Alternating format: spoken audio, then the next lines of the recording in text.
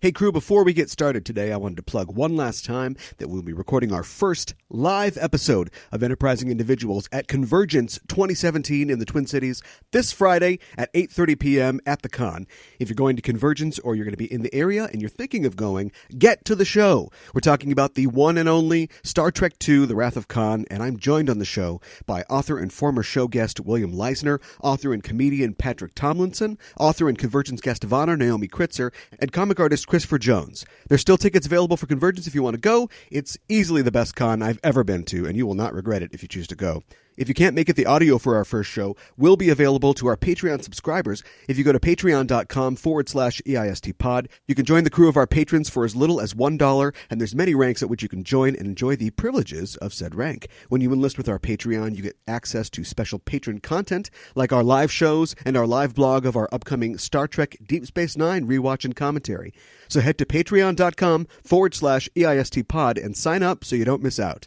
When we come back next week for our supplemental show, as a little treat, we'll have some extra content from CONvergence, including an interview with longtime Star Trek actor Tracy Lee Coco. You may know her best as Ensign J from Star Trek The Next Generation. So come back next week to find out what was really going on between her and Captain Picard at Data's poetry reading. In the meantime, if you're not following us on Facebook or Twitter, now's a great time to do that, to get updates about the show and the world of Trek and where we are headed in the future. And as always, if you like what you hear, tell a friend. Get the word out there. And with that, let's get underway. It's worked so far, but we're not out yet. I want to know what you're thinking. There are some things you can't hide. I want to know what you're feeling. Tell me what's on your mind.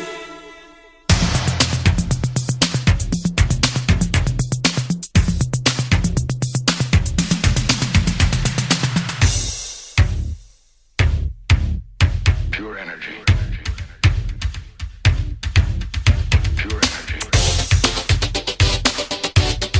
Hailing frequencies open, and welcome to Enterprising Individuals, the Star Trek discussion podcast that boldly goes into excruciating detail about the series, characters, and stories of the Star Trek universe. I'm your host, Caliban, and I, for one, am sad that no one will ever sit at Commodore Travers' table again. He set a good table. I'm joined on this episode by New York Times bestselling author Dayton Ward, who has written many Star Trek novels and short stories, often with co-author and collaborator Kevin Dillmore. He's also written for Star Trek Communicator and Star Trek Magazine and for sites like Tor.com and StarTrek.com. He's also a regular contributor to Novel Spaces, a blog where writers from different genres provide insight and advice on various writing topics. Dayton, welcome to the show. Hi, thanks for having me. Permission to come aboard granted. Today we'll be talking about Arena, the 18th episode of the first season of Star Trek, the original series. And an episode that, in a lot of ways, came to define, I think, what people think of when they think about Star Trek. I mean, people remember Tribbles, they know Spock's beard and Beam Me Up Scotty, but when you show them two rocks pointing into the sky and Kirk wrestling with a lizard man, they undoubtedly have a strong mental image associated with that, whether they're a fan or not. I agree. This is probably one of my all-time favorite warts and all episodes of Star Trek, period. Yes. This was the show that I used to look forward to. You know, one of the ones you used to look forward to in the rerun package back in the day when they used to string it day after day after school. Right, this was the one I was always hoping was on when I came home from school. And it's one you can't get away from sometimes too. And we'll talk about some of those warts, I'm sure, as we go on. Talk about the episode. But first, your backstory. How did you become a fan? You spoke about watching Star Trek after school. Oh yeah, I was a fan I was born in the 60s, so I was actually, like just a baby when the show was on originally. Sure. I didn't pick it up until they started doing reruns in the early 70s. And it was that hour of Star Trek every day after school was the lone exception that my mother gave me to no TV before homework or chores. Okay. Sure. I was allowed to watch Star Trek, and that was it. And then I had to do my homework and all that. So I watched that all the time. It was a constant. I mean, they used to run it every day after school, and then on Saturdays along with other shows, reruns of other shows like Lost in Space or The Voyage to the Bottom of the Sea and stuff like that. And then I watched the animated series original broadcast on Saturday mornings. Yeah. And so, I go that far back. And then, I used to play with the toys and build the models and read the comic books. And we used to play it outside. You get your friends together and we'd pretend to be Captain Kirk and the landing party. And Did you fight over who got to be Kirk or somebody specific? I think we fought a few times. I forget. I mean, we had those big, clunky Mego walkie-talkie communicators with the big and all that stuff, and we used to go to the playground. I was a military brat, so we had this massive playground in the center of the housing area where we lived, and it had one of those big balls with ladders and slides and all that stuff in the middle of it, and that was the Enterprise. So right, okay, sure. So, back in the days when we used to run outside and use our imaginations because we didn't have video games yet. So right now there's Star Trek VR where you can be a captain right? yourself. Yeah, and I'm like, I kind of want to do that all over again. So how am I going to talk my wife into letting me get that? Good luck. Let me know how you do it so I can try that format. Sure, I'll pass it on. Sure, my wife will go for it. You're a 3-time contributor to the Strange New Worlds collection, the first to do so, and as such, you had an unofficial award named after you called the Wardy. Yeah, one of my friends, who was also a contributor to the contest, came up with that after the third win, because as fate would have it, I was the first one to render myself ineligible to enter the contests. Because it's only for new writers, and you can only do up to 3 professional short stories. Because now I'm a quote professional writer, in air quotes. Right. So once I got the third win, the editor at the time, John Ordover, called me to tell me that I'd won the third, or I'd gotten a berth in the third anthology, and he said, "I'd like you to write a Star Trek novel for me." So that's kind of how I got my start, and I've been doing it ever since. Sure. So you graduated, in a sense. In a sense, I graduated. I wrote a novel for them. And then I worked with some of they had an ebook publishing program where they were putting out a novella every month. And that's how Kevin and I started writing together. It was our first fiction collaboration was one of those ebook novellas for the Starfleet Corps of Engineers series. Okay. And so that was also serving as something of a farm team, minor league team. Right, yeah. And so because several people who first started with credits in that series graduated to novels, and some of them are still writing Star Trek, and some of them have moved on to other types of writing, or they're doing both, depending on the individual. That's how I got my start. That's my secret origin story. I'm thinking of doing the same for this show once a contributor has been on 3 times, and we retire them to emeritus status, and we name an award after them. There you go. I'm not sure who's in the leader box right now, but we're close to a Coxie or maybe a Mackey award right now. Oh, wow. Okay. I didn't realize those guys were so busy. I'll have to you got to catch up. So I'm guessing you're a fan of this episode. Can you tell me why you want to discuss this one particularly? Mostly because it's a favorite. It's a personal favorite. I mean, we're talking from childhood. I've never not loved the episode. I get what's wrong with it. It's kind of goofy in places, but I don't care because when I watch it, I'm 10 years old again. Sure. It's also one of the stellar examples of the test story, where an advanced alien species tests humanity to see if we're worthy of something. Right. I mean, granted, and Star Trek did a lot of those, particularly in the original show. And they did, 3 or 4 of them just in the first season, it seems like. So this wasn't even the first one this season. The Cobra maneuver was the first one. So it's but it becomes something of a trope, within the show very quickly. And it has all the cool things that you love about a Star Trek. It's got action. It's got Kirk getting a fight. It's getting his shirt torn. He's having to be the action hero. It's got a message. It makes you examine your motives and your reasons for undertaking rash action. And it's just a classic staple Star Trek story. Yeah.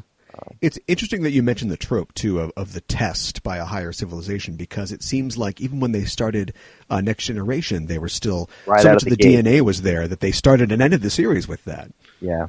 I mean, and they put a spin on it. They turned Q into something of a rogue or a roving antagonist for Picard. Sure.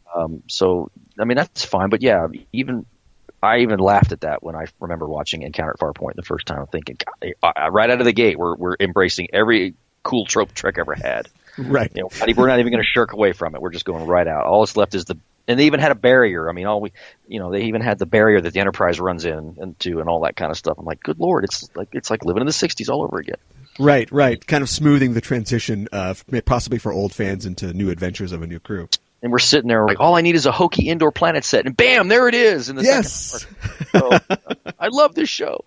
I don't think Picard's going to be karate chopping anybody anytime soon, though. That would be cool to see a flying leg kick from Picard. Right. That's on a bucket list. That's a bucket list item. So.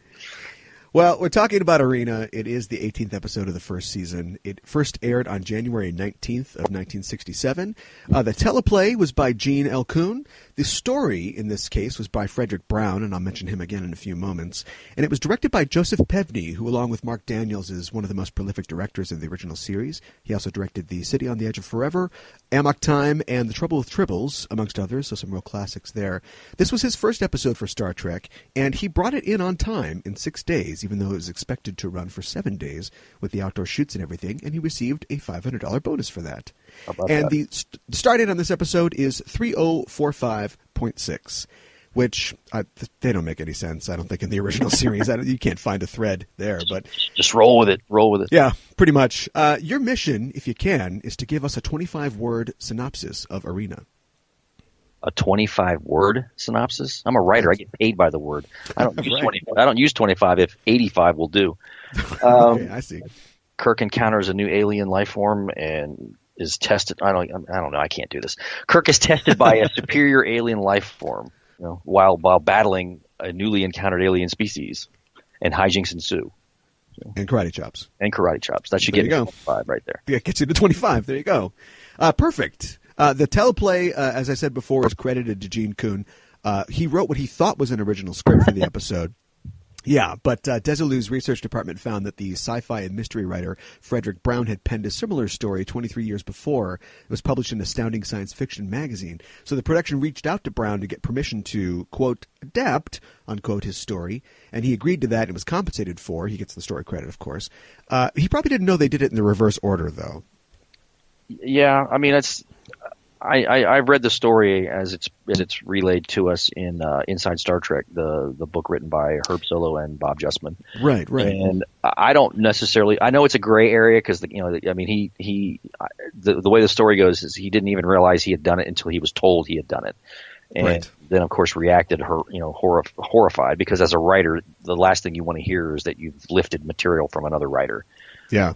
Even inadvertently. So I get why they scrambled to cover their bases, and I'm sure Frederick Brown, if he had ever been told the story, would have understood the circumstances and not held it against them. I mean, after all, they did make the effort to seek him out and provide proper credit. And it's interesting that that's the only story in the original series that cops to being based on other material. Yeah, I remember an anecdote from, I believe it was Trouble with Tribbles, where David Gerald had, he had written Tribbles into the script, obviously, and then later on found out that there was some kind of similar creature in a Heinlein book. Yeah. And this was long after the episode had aired, and so they kind of sheepishly contacted Heinlein, and he said, don't worry about it. All I want is a signed copy of the script from David Gerald, because I really like the show. And Heinlein was a cool cat. So yeah, he was cool. But I mean, it's just rare to see that. I mean, in Star Trek, I mean, considering all the different types of stories that are told throughout all the different episodes and series, you would think more would be inspired by some other tale. Yeah. And I'm sure they are. They just don't necessarily cop to it every time, or it's inadvertent. Well, as somebody who is a prolific writer yourself, have you ever worked for a while on something and then realized, oh, I totally stole this from something else? Not outright stole something, but it's like you can tell, you'll sit back and go, that's where that idea comes from, or obviously there's a similarity to that idea, or you put another spin on it or something like that. I mean, yeah. But outright, I copied another story subconsciously or something. No, not to my knowledge. I've heard it described as cryptomnesia, mostly in relation to Vladimir Nabokov wrote Lolita. It was published in 1955, and there's a 1916 short story by a guy named Heinz von Lichtenberg. It's only 16 pages long, but it is essentially the same plot as Lolita. And so the guy that found this out was just pointing it out. He wasn't like trying to accuse Nabokov of stealing, but he's like, maybe the guy read this story like in the 1920s and it sort of unconsciously influenced him in writing his own book. Could be. I mean, it happens. I'm sure it happens far more often than all of us would care to admit, but I don't necessarily think there's anything malicious in the intent, except in very rare cases where somebody just deliberately lifts material. So yeah, I was always fascinated that, particularly because they brought in so many science fiction science fiction writers for the original show that you would not see more of that, like particularly when you're dealing with people like Ted Sturgeon and Richard Matheson and people who's like, and there's arguments to be made that Richard Matheson, a couple of his stories are inspired by some of his own fiction. He may not have said outright this is an adaptation of my other story, but there's obviously an influence at work in some of those tales. Yeah, and then Roddenberry would go in and rewrite them anyway. So yeah, so I mean, it's just interesting because of the period in which the show was produced and the people he was using or he was employing as freelancers that we didn't see more of that. But, yeah, that's something we talk about a lot on the show, about how nobody really knew what Star Trek was just yet. I mean, today, I'm sure the writers who work for Discovery both know the beats of a Star Trek show, but they also have to be careful to try to not, replicate any of the 700 episodes that have come before. And it's kind of a thin line to walk. It's always a challenge. I mean, and it's the same sort of challenge that we face when we're writing the novels and stuff, is to try not to tread ground that's been well worn and well traveled. But it's hard. It is hard to try to put a different spin on something when something's been going nearly continuously for 50 years in one form or another. Yeah, no kidding. It's hard to come up with something fresh. That's why you get the big bucks. Yeah, tell my boss that, will you? Vic Perrin provides the voice of the Metron in this episode, although the Metron is played by actress Caroline Barry.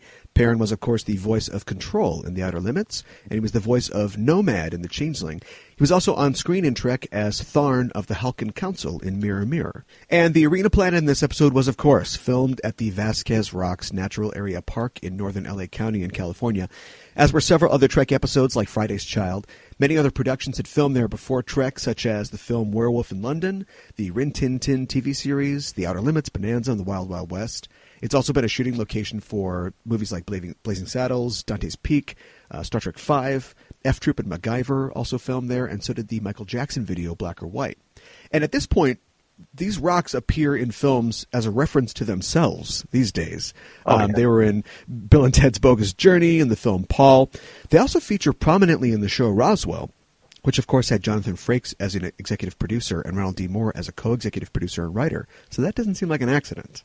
They're everywhere. I mean, I see them all the time in all kinds of shows. They're in everything as varied as NCIS to Jay and Silent Bob. Strike Back. They're everywhere. I mean, they are their own trope at this point. Yeah, and at this point with people like YouTube and just Citizen Video, a lot of people just go out there to shoot, Star Trek parodies or stuff like that. You can see them on YouTube a lot. I have never been, but it is on my bucket list to go the next time. Yeah, mine too. That I need to get out there and get a picture taken where I'm standing up there on the peak. And right. you can't be a Star Trek fan and not. It's like a pilgrimage, to Mecca. You got to bring your bamboo cannon though when you go. Yes, I will. Though lesser recognized, the Cestus 3 fort set is no less significant. It's appeared in episodes of Wild Wild West, Bonanza, Bat Masterson, and an episode of Mission Impossible that was coincidentally entitled Trek. The two location shoots really served to make this episode look bigger than it has any business being, based on what I mean. It's just like it really goes a long way toward expanding the production value of the episode and just making it look bigger and bolder than your typical Star Trek episode. And especially because the ship scenes are just only the bridge, really. Yeah, the bridge and maybe I think the captain's cabin and maybe the transporter room, but that's it. I mean, the rest of the time is spent out on location, and it just gives the show a more epic feel in this one instance. About there's a lot going on. It's really serious. And I just love that. I love it when Star Trek is able to do that, particularly the original show. I mean, that was one of the things that kind of disappoints me as the show goes on and the budgets get slashed and you don't see location shooting and they rely too much on the bottle shows or on the planet set. And it does hurt the production in those later episodes. But in the first season, man, they were going for broke. Yeah, they really were. The Gorn costume was designed by veteran prop maker Wat Chang, whose connection to Star Trek as the designer of many of the show's iconic props and models was hidden for years due to a union dispute. I won't go into it right now, but it's a fascinating story, and you can read more about it online or in the book you mentioned, Inside Star Trek, by Bob Justman. And the Gorn's wardrobe was, of course, designed by Bill Thies.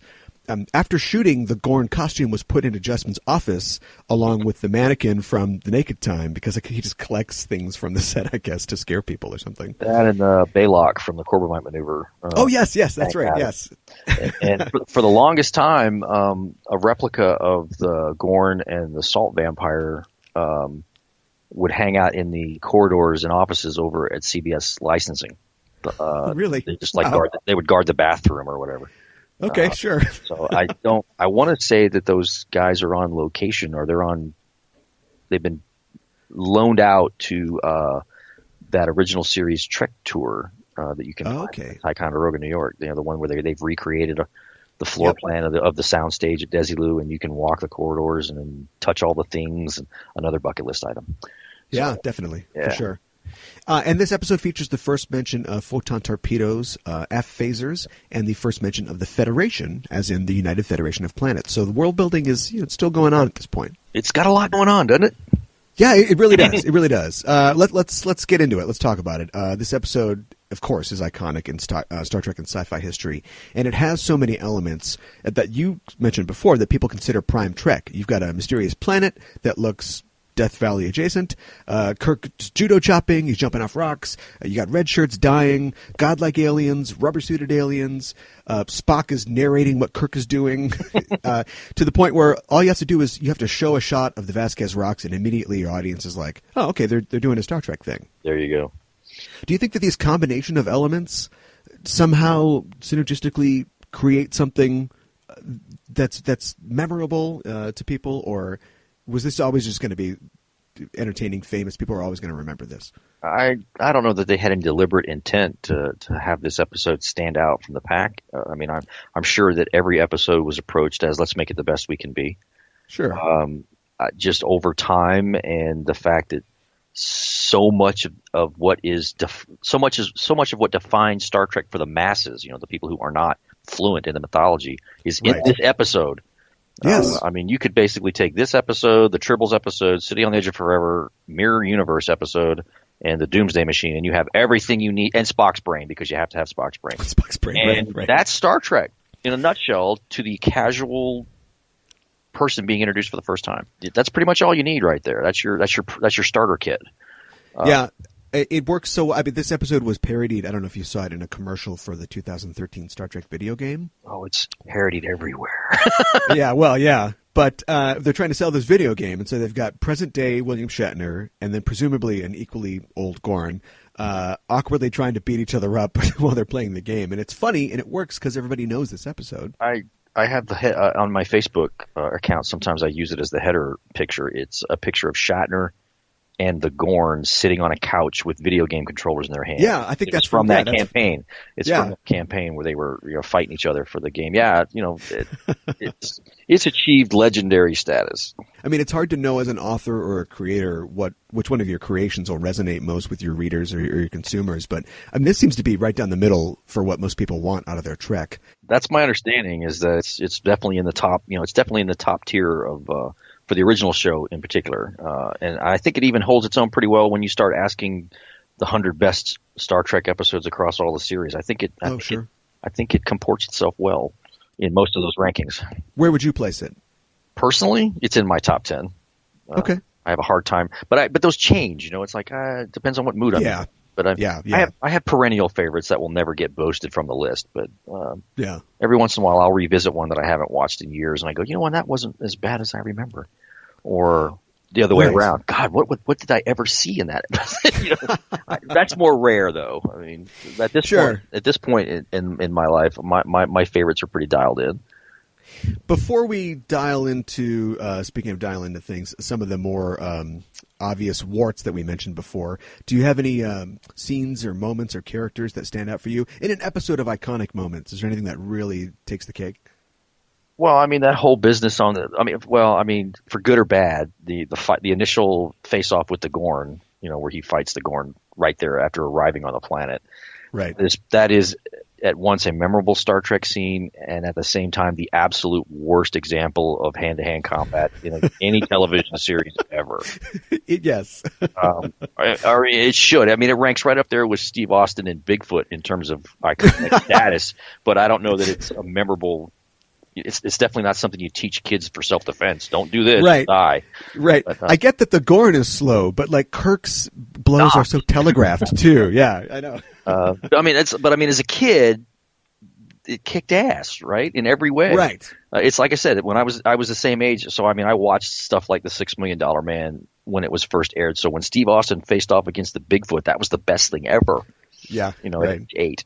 So that's how I view it. I try to view it through those lenses. It's like what I remember loving about it. Because if I start to pick at it, I'll just drive myself nuts. Yeah, it'll fall apart probably. I like the fact that they leave the components for weapons just lying around. Like, I don't know if they designed this planet or if it's just naturally rich in minerals. Kirk says, it's a geologist's dream. But it's like they essentially left like a gun and like a clip on the other side of the hill for the gun, and then like if he just puts all these things together, then of course he can make a bamboo cannon. What kills me is that he understands the significance of the raw elements and is able to collect the different ingredients. As you said, I'm sure that was engineered on the part of the Metrons, but I mean, but they say that at the beginning, all the elements you need to compose weapons are available. You just have to find them. So I suspect that they were placed there as part of the test, But again, Kirk is able to recognize the significance of the raw materials, and then of course he has the formula for gunpowder in his head. Couldn't just call it up as an app on his phone or anything. That's true. And then he's able to correctly mix the ratio by hand. Right. Without any sort of measuring tools or any way of what happens if you overmix it? What happens if you use too much of a particular ingredient? Do you blow it? Right. And he did kind of blow up his little cannon there too. So yeah. So it's that part you have to kind of suspend disbelief, But and also that he would be familiar with gunpowder just in a society that I assume doesn't use it. I mean, I guess like in Star Trek 2, he's got some old like blunderbusses on the wall, so maybe he's got like a interest in like ancient weapons, but. Yeah, they sort of retconned his interest in antique weapons. Yeah, right, exactly. Yeah, just to shore that up. But you boil all that away, and you get rid of all that because it's like, well, of course he was able to build a bamboo cannon and kill the Gorn because that's why he's the captain. Exactly. He's right. And I think there was an episode of MythBusters where they tried to recreate the bamboo cannon and they failed. And one of the first things all the Star Trek fans noticed was that they built it backwards. Oh, really? You got it wrong. Kirk got it right. The reason you didn't do it right is because you're not James Kirk. Right. So it was all in fun, but it was. I did notice that immediately when they were recreating the can. I'm like, it's backwards. You got it wrong. Right. Nerd. Speaking of the warts we mentioned before, I like this episode in a nostalgic way, but sometimes I feel like I could kind of or take or leave it. I know that. Kuhn supposedly wrote a full script before they ended up approaching Brown about the story. But this definitely feels like an episode that's adapted from a short story. There's no B-plot. They don't even get to the arena planet until halfway through the episode. And even then, Spock's concerns about whether or not it's an invasion are ignored. They have a extended sequence where they chase the Gorn ship, and they're just basically saying numbers that go higher. We don't get a good look at the Gorn ship due to budget constraints, I'm sure.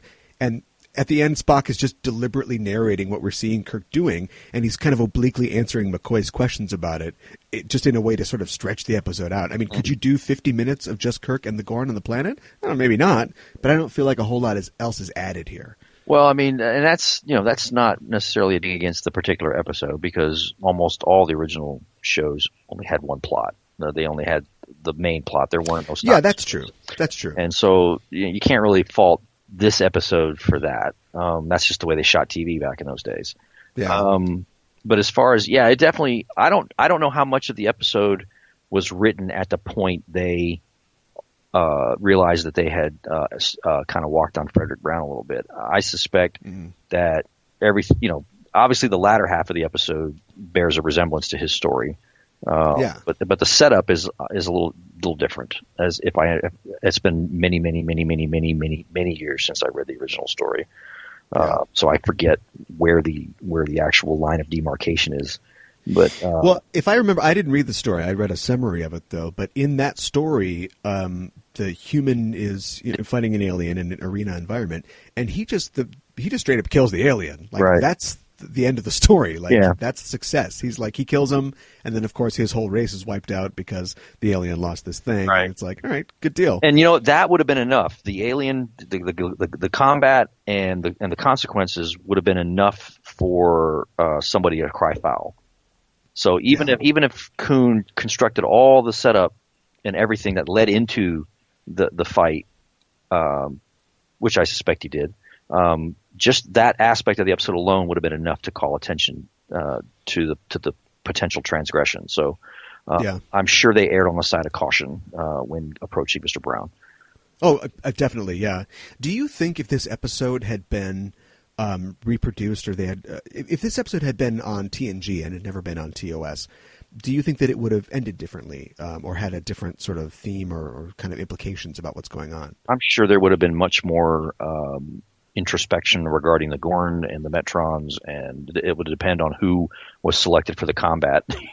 So if it's Picard, it would be interesting to see Picard in this kind of situation. I mean, he has had similar episodes where he's had to be on his own, like most especially like the Darmok episode where he's we covered that on the show recently. And, it's a very similar setup. Very similar setup. So he might approach it in some aspects quite similarly, but obviously he would try to solve the problem. They would write this episode in a way that would lend itself more to Picard's intellectual approach to solving problems.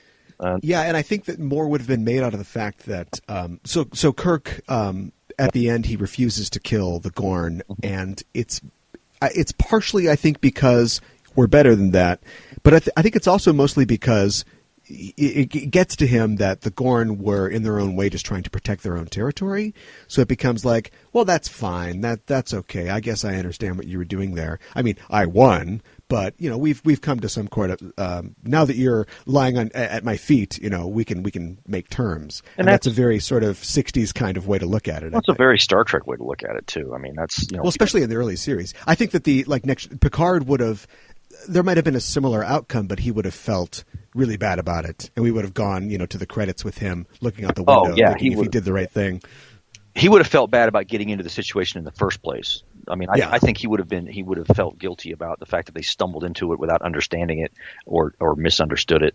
Where Kirk rushes where angels fail to tread. Yeah. I mean, in Kirk's defense, he's reacting because the minute he beams down, he's under attack. So he doesn't really have a lot of time to process it on the planet. Oh, certainly, yeah. And he wanted to go to Commodore Travers' table, too. Of course, good meal waiting for him. That points to the first of many holes in the storyline. It's like, doesn't anybody run sensors? How come they don't know that the place isn't, how do they not know that the place has been trashed? And of course, I think it's suggested that the Gorn have sent these fake messages, in an attempt to trick them, but the Gorn don't seem particularly articulate. So I wonder how that would have even happened. Like, I have no idea. We don't that. But I mean, the big one to me is you get to the planet, you run a sensor scan, and somebody says, "Hey, it's on fire! It's on fire down there." So that's a hole that you have to kind of look past.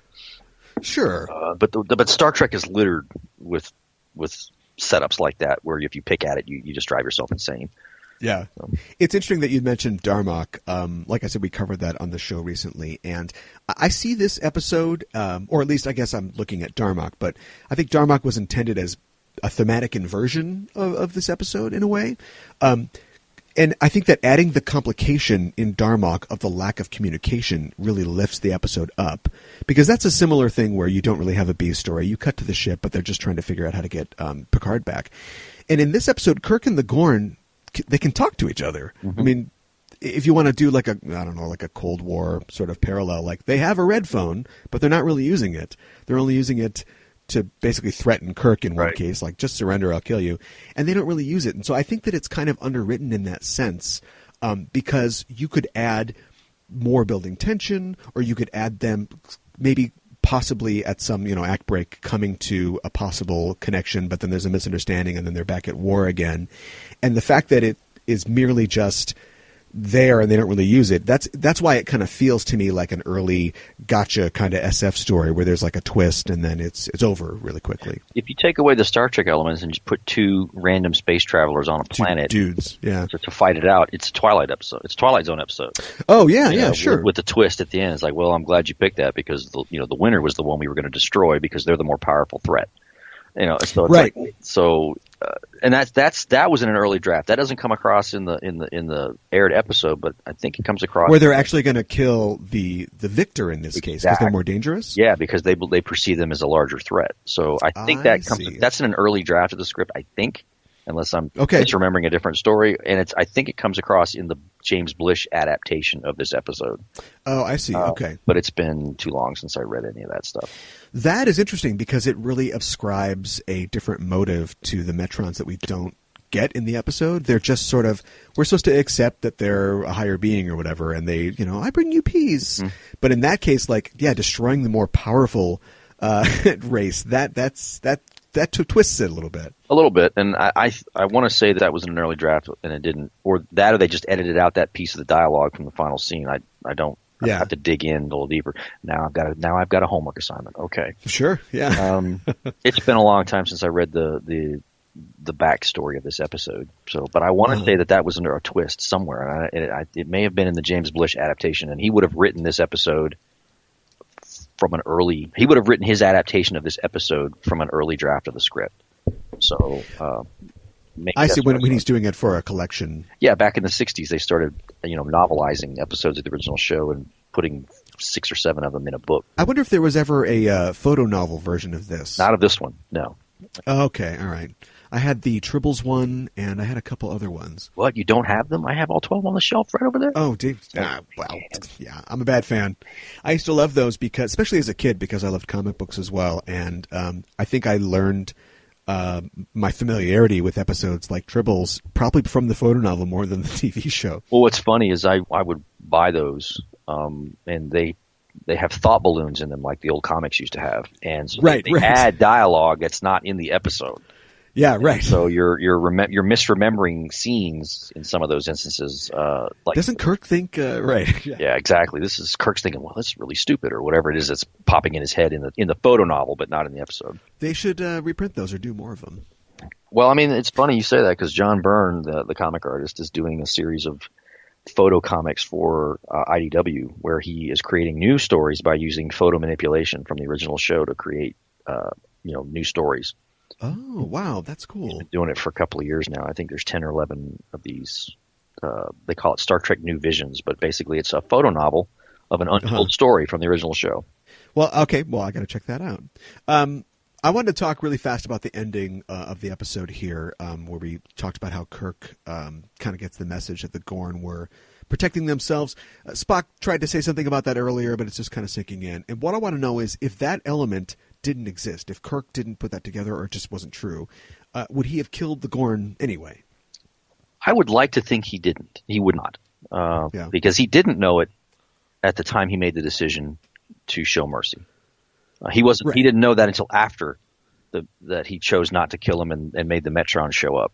So my gut instinct is that he would not kill in cold blood, and he would not kill when the enemy is defenseless.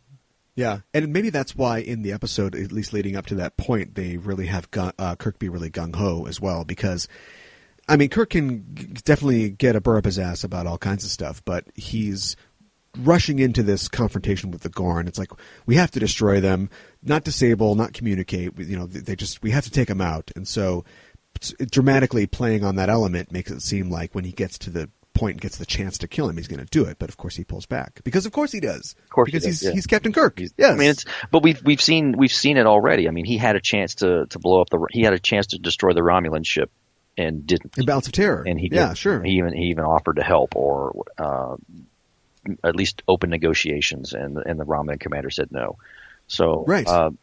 Just based on my own bias now, I can't see him doing it wantonly. Oh, no, of course not. And again, we've talked about iconic things that you've come to expect from Trek. I mean, that's what we expect from Kirk at this point. He's not going to kill a fallen foe. He's not afraid to get into a fight, but he's not going to start a fight, and he's not going to kick you when you're down or continue to beat you when you're down. Once he's rendered you incapable of harming him, he's going to back off. Right. Yeah, but he has no problem wading right in there and throwing fists, obviously. I mean, that's... Yeah. Yeah. No, I can't see a situation where Kirk would kill somebody in cold blood. I will say though still think that's a very sort of 60s American diplomacy sort of style, that Kirk's ready to be magnanimous once he's already won. Exactly. Yeah. Hey, we're all equal because I say we are. We took a knee, even though the score is 45-0.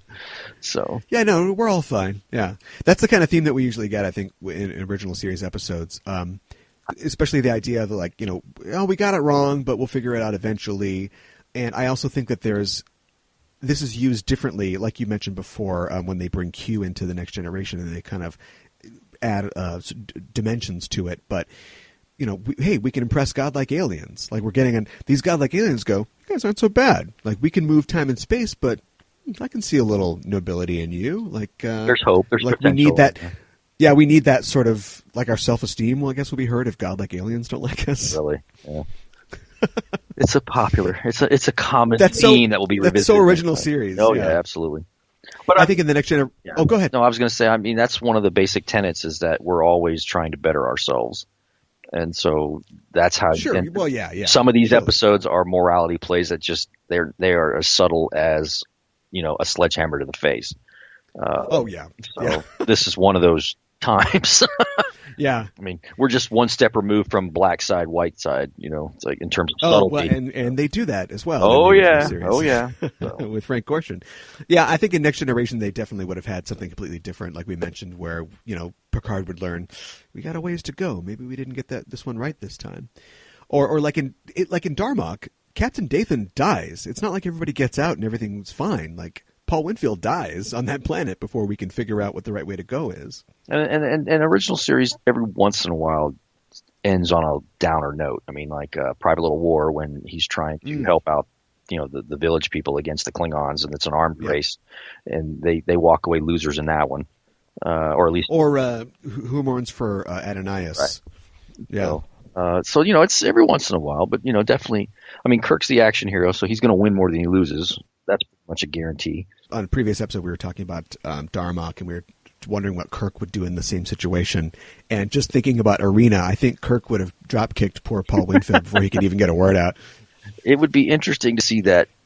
It would be interesting. Well, I'm sure it'll show up in a comic book now or something. They'll sure, right. they'll invert the storylines and put each captain in the other's position in those particular. That'd be an interesting fan exercise. Yeah, I should write that. Take the captains and throw them into each other's episode and let them play out the events based on the way they handle situations.